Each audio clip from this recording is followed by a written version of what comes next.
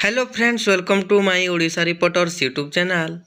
Friends, आपण मानक मु आहुरी बड़ अपडेट गोटे नहीं कि आसी जोटा कि चाषी भाई मानक पई।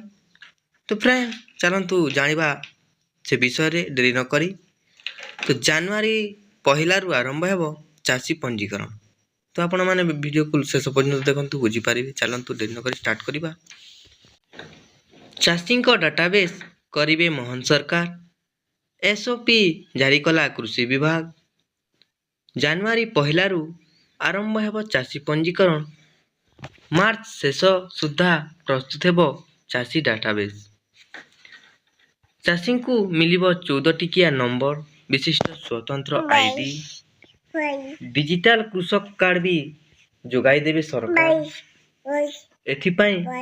एथिपाई चाषी को डाटाबेस प्रस्तुत करबा लागि सबु जिलापाल मानकु एक्शन प्लान एवं एसओपी को पठाइछि कृषि विभाग।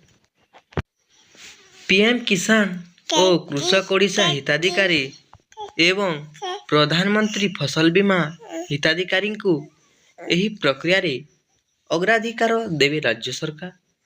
प्रथम पर्याय जनवरी 1 रु मार्च 31 तारिख पर्यंत पंजीकरण चलिबो।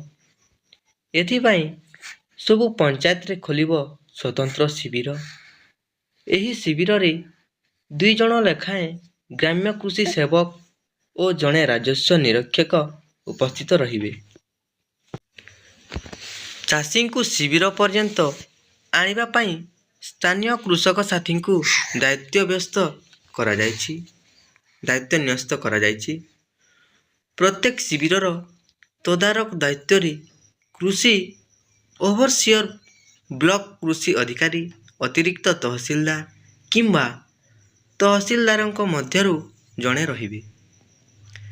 चाषी माने निजर आधार कार्ड, आधार लिंक थिबा मोबाइल फोन, जमी पट्टा जहा भूलेक रे रेकर्ड थिबो अबा खर्दी दलिल दाखल पंजीकरण करिवे। फ्रेंड्स, आपण मानकु जदि एमिति नितिदिन खबर सुनिबा को भल लागुची ताहले मो चैनल को टिके सब्सक्राइब करनेबे। फ्रेंड्स, आपण माने मो वीडियो को शेष पर्यंत देखिथिबारु मु दिल से धन्यवाद जणाउची।